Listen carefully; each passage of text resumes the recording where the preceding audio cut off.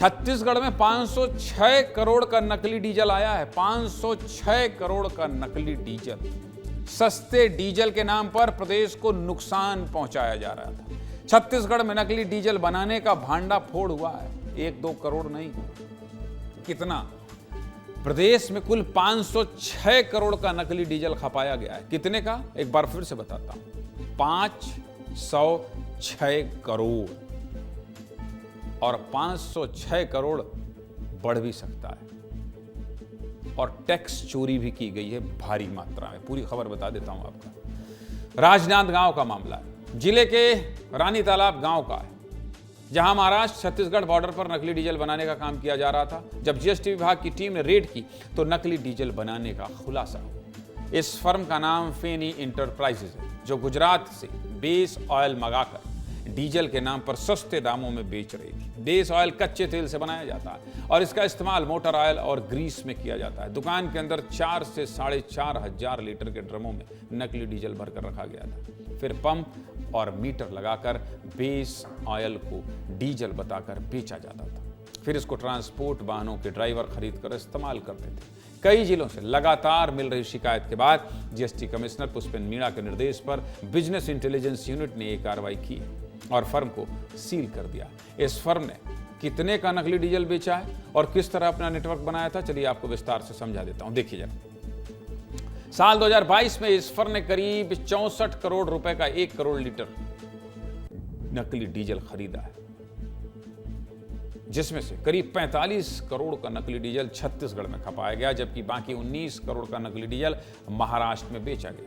प्रदेश में डीजल 93 रुपए लीटर है, जबकि यहां मात्र 70 रुपए में ही मिलता था। इसलिए लोग खरीद लेते थे कि भाई सस्ता मिल रहा है, क्योंकि डीजल की तुलना में बेस ऑयल पर स्टेट जीएसटी कम है। ऐसे में सस्ता होने के चलते ट्रांसपोर्ट वाहनों के ड्राइवर यहां से नकली डीजल खरीदते थे।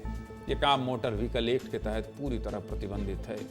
बेस ऑयल का इस्तेमाल केवल औद्योगिक कामों के लिए मान्य है और गाड़ियों में इसका इस्तेमाल करने से इंजन को नुकसान पहुंचता है, साथ ही पर्यावरण को भी नुकसान पहुंचता है। इससे जुड़े हमारे सहयोगी मनोज सिंह ने एक रिपोर्ट भेजी है, जरा देखिए।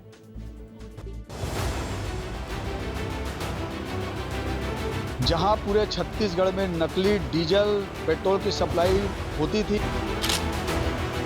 ये फैक्ट्री महाराष्ट्र और छत्तीसगढ़ के बॉर्डर पर है, ठीक हाईवे के बगल में लगा हुआ है। जो जीएसटी की टीम है, कल यहाँ पे छापामारी कार्रवाई की है और ये सील लगाया हुआ है। यहाँ पे ये जो टैंकर, ये लगातार यहाँ से जो नकली डीजल पेट्रोल के करोड़ों रुपए के लागत से यहाँ सप्लाई पूरे छत्तीसगढ़ में होती थी।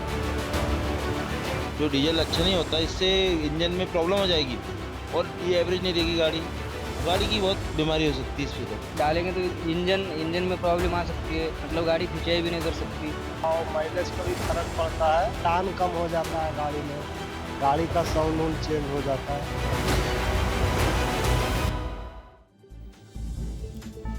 पिछले साल छत्तीसगढ़ में ट्रांसपोर्टों ने करीब 506 करोड़ का नकली डीजल खरीदा है, जिससे सरकारी खजाने को बहुत नुकसान पहुंचा है। जीएसटी कमिश्नर पुष्पेंद्र मीणा ने बताया है कि छत्तीसगढ़ में लगातार बेस ऑयल गुजरात से आ रहा है, जिससे राज्य को वैट का नुकसान हो रहा है। इससे पहले भी शिकायतें आ चुकी हैं और 3-4 महीने से जीएसटी इस पर कार्रवाई कर रही है। इसको लेकर क्या कह रहे हैं GST Pushpendra Meena, GST commissioner, सुनिए। पिछले साल का अगर मैं डेटा बताऊं तो लगभग केवल ट्रांसपोर्टर्स ने 506 करोड़ रुपए का बेस ऑयल खरीदा। भी इस तरह की लगातार शिकायतें आ रही थी। फिर जब इसको इन्वेस्टिगेट किया गया, वहाँ पर भी हमने गाड़ियाँ जब्त की और इस पर हम 3-4 महीने से ऑलरेडी काम कर रहे थे। बेसिकली गुजरात से बेस ऑयल को ख़रीदा जा रहा है और डीजल के नाम पर राज्य में कई ज़िलों में इसको बेचा जा रहा है। इसके ऊपर हम लोगों ने अभी एक कठोर कार्रवाई करना स्टार्ट किया है। इससे न केवल राज्य को एक राजस्व का नुकसान हो रहा है, बल्कि एनवायरनमेंट का पोल्यूशन भी बढ़ रहा है और गाड़ियों के इंजन को भी नुकसान हो रहा है। ओवरऑल ये काम भी पूरी तरह से इलीगल है। जीएसटी विभाग की बड़ी उपलब्धि है कि टैक्स चोरी पकड़ने के साथ नकली डीजल को भी विभाग ने पकड़ा है। नकली डीजल बनाने वाले प्रदेश के राजस्व को नुकसान पहुंचा रहे हैं, साथ ही अपने फायदे के लिए आम लोगों को भी ठग रहे हैं। आप अपनी गाड़ी में नकली डीजल मत डाला लेना भाई। छत्तीसगढ़ में जहां जहां नकली डीजल बनाने का काम किया जा रहा है, हर जगह इसी तरह कार्रवाई होनी चाहिए। सब कुछ आपको बता दिया हूं।